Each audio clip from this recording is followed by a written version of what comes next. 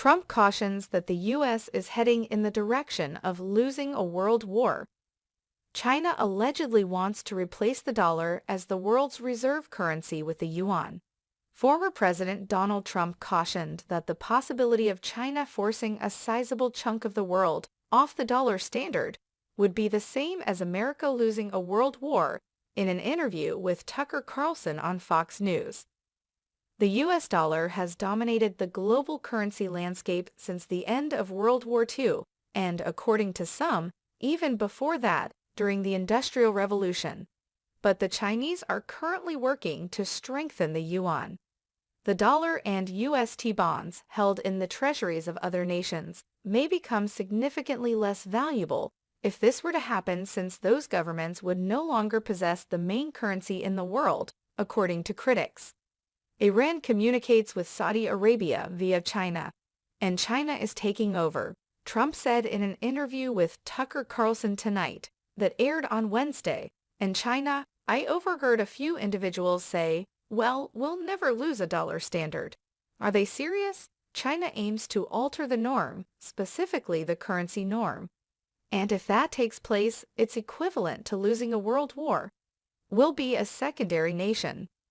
According to Trump, the West is losing Colombia and has already lost Brazil to Chinese influence in its own hemisphere.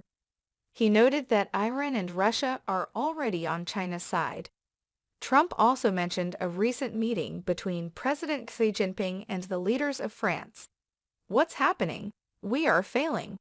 Losing our currency would be the same as losing a major battle. We are strong and powerful because of our currency, he claimed, and under President Trump, this was unimaginable. According to Trump, if French President Emmanuel Macron had reached out to China while he was in the White House, he would have challenged him over the phone and threatened to punish him with economic measures like limiting the importation of French wine. He claimed that despite being very skilled negotiators, former White House advisor Stephen Bannon and Treasury Secretary Steven Mnuchin were unable to reach a settlement with the French. France is incredibly challenging, I'll let you know. They are all challenging because every nation takes advantage of us. However, France is particularly challenging, he remarked.